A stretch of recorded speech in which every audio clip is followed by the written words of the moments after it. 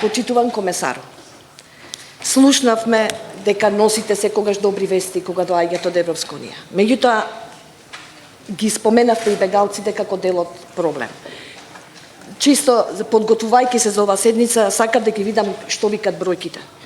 За 2014 година, овие се бројките на кои што наидов. Над 283.000 лица незаконски преминале границата на државите со Европска унија. 79.000 од нив се сирици. Околу 170.000 доаѓаат од Средоземното море. Над 441.000 се со незаконски престој во рамките на Европска унија. Над 252.000 граѓани се вратени назад во третите држави, односно таму од каде што дошле. Мора да признаете, ова е страшно непријатна слика. Сигурна сум дека сте свесни дека во 2015 година бројката драматично ќе се влоши.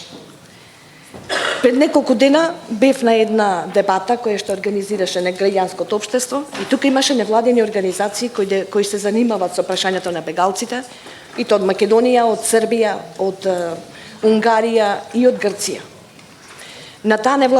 За време на таа дебата се обрати еден господин од Грција и морам да го споменам по име затоа што ми остави навистина благо впечаток. Господинот се вика Василис Црцанис. Во еден момент он зборува, знаете што вика, во најголемите, во најлошата криза секогаш има нешто добро што се случува. И никога ние бевме чудовидени како може нешто добро се случува со толку многу бегалци. Он вика, знаете што е ново, вика, во Грција.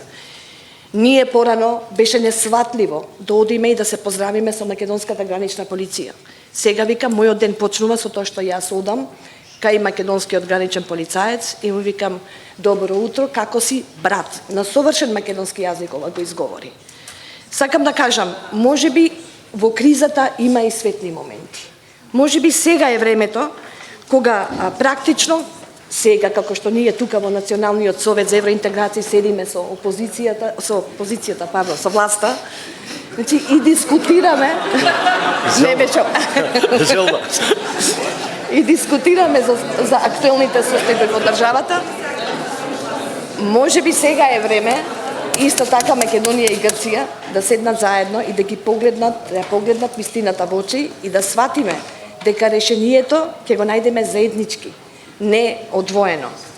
И тоа ме доведува до она што практично е дел од работата на Европската комисија. Стратегијата за проширување предвидува почетокот на преговори со државите да започне со поглавјата 23 и 24. 23 ни е судство и човекови права и темелни права и 24 ни е безбедност, правда и слобода.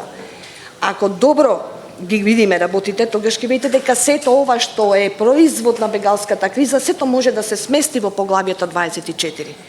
Од тука мислам дека заклучоците на Советот за правда и внатрешни работи од 25 и 26 јуни многу полесно ќе ги спроведе Европска унија ако при тоа отвори преговори во поглавјата 24 веднаш, без одлагање, односно во декември. И од тука произлегуваат и моите последни зборови и мојот повик всушност до вас. Прво и основно мора да добиеме препорака со извештајот. Очекуваме дека ќе добиеме препораката. Второ, Европската комисија очекувам да констатира дека новата стратегија за проширување 2015-2016 година ќе констатира дека Западен Балкан не е проблемот, туку е решението на бегалската криза и од тука ќе предвиди активности во рамките на Берлинскиот процес со кој што ќе почне реално и активно да ја вклучува и Македонија и другите држави од Западен Балкан.